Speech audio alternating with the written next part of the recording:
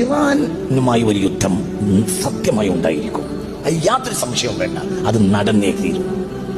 അത് വളരെ താമസിയാതെ നടക്കുകയും ചെയ്യും.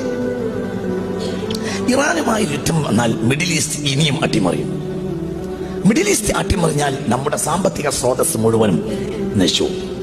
അതുകൊണ്ട് എക്കണോമിക്കൽ സിസ്റ്റത്തെ കൃത്യമാക്കാൻ നമ്മൾ പഠിക്കണം. സൂക്ഷിച്ച് ചെലവഴിക്കാൻ പഠിച്ചവർക്ക് ദാരിദ്ര്യം വരികയില്ലെന്ന് മുഹമ്മദ് മുസ്തഫ. ഇത് ഒന്നും കൂടി ശ്രദ്ധിക്കണം. ഞാനിത് വളരെ പണ്ടേങ്ങളോട് പറയുന്നുണ്ട്. ഇനി ഒരു യുദ്ധം ഉണ്ടാവുകയാണെങ്കിൽ അത് ഇറാൻ. ഞാൻ 2000 മുതൽ പറയുന്ന വർത്താനാണ്. പഴയ കേസറ്റൊക്കെ കേട്ട എന്നൊക്കെ അറിയാം. അടുത്ത യുദ്ധം ഇറാനുമായാണ്. അത് ഭയാനകമായിരിക്കും. അതിനാരാ ചെയ്യുക? അതിന് മറ്റുള്ളവരാണ് ചെയ്യുക. എന്തുകൊണ്ട്? ഒരു നഷ്ടവും അവർക്കില്ല. നഷ്ടം ആർക്കാണുള്ളത്? പറ, ആർക്കാ നഷ്ടം സംഭവിക്കുക? മുസ്ലിമീങ്ങൾക്ക്. ഇറാൻ ഇനി ഒരിക്കലും അമേരിക്കയെ തിരിച്ചടിക്കില്ല. ഇറാൻ തിരിച്ചടിക്കുകയാണെങ്കിൽ തിരിച്ചടിക്കുക എങ്ങനെയായിരിക്കും?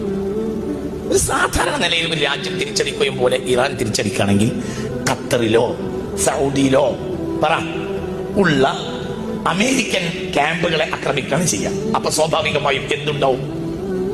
ആ രാഷ്ട്രം ആ പക്ഷത്ത് ചേരും. ഇത് നടക്കൂലേ? നടക്കും. നടന്നേ തീരും.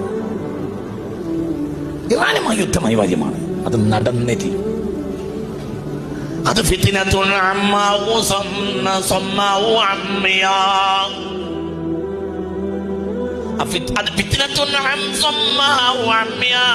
അത് കണ്ണില്ലാത്തയും കാതില്ലാത്തയും യുദ്ധമായിരിക്കും. മനുഷ്യരാശി ഇന്നുവരെ കണ്ടതിൽ വെച്ച് വലിയ യുദ്ധം സംഭവിക്കും. അതിന് ഇനി കാലതാമസമില്ല. സംഭവിച്ചിരിക്കും.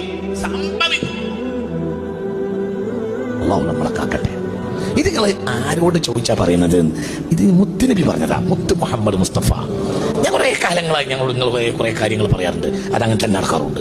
അതിൽ കവടി നേരത്തെ പറയുന്ന വർത്താനല്ല. അതങ്ങനെ സംഭവിക്കൂ. അതിന്റെ രീതി അങ്ങനെയാണ്. അതിന്റെ രീതി കണ്ടാൽ അങ്ങനെയാണ്. അത് അങ്ങനെ വരൂ. അള്ളാഹു നമ്മളെ കാക്കട്ടെ. അത് സംഭവിക്കും. അത് സംഭവിക്കും. സംഭവിച്ചത് കഴിഞ്ഞാൽ ഇനി മിഡിൽ ഈസ്റ്റിൽ ഒരു യുദ്ധം ഉണ്ടായാൽ ഒരിക്കലും എക്കണോമിക്കൽ സിസ്റ്റം നേരെ നിർത്താൻ കഴിയൂല. അത് ഏറ്റവും ബാധിക്കുക കേരളത്തിനെയാണ്. അനാവശ്യമായ ഷോപ്പിങ്ങുകളിൽ പെണ്ണുങ്ങളെ നിയന്ത്രിക്കണം. ഇന്നത്തെ നമ്മളെ സാഹചര്യം ഇപ്പോഴും നമ്മളെ പെണ്ണുങ്ങൾക്ക് മനസ്സിലായിട്ടില്ല. ഇതിനേക്കാൾ വലിയൊരു വിപത്താണ് ഇനി പറയാൻ പോകുന്നത്. അതായത് ഒരു കല്യാണം ഉണ്ടായി എന്ന് സങ്കല്പിക്കാം. ഒരു കല്യാണം ഉണ്ടായാൽ ആ കല്യാണത്തിന് പുതുവസ്ത്രം തൂക്കണം. അത് അങ്ങനെ തന്നെയല്ലേ പറയും? അത് അടുത്ത ആഴ്ച പിന്നെ കുടുംബത്തിൽ വേറൊരു കല്യാണം ഉണ്ടായാൽ പറ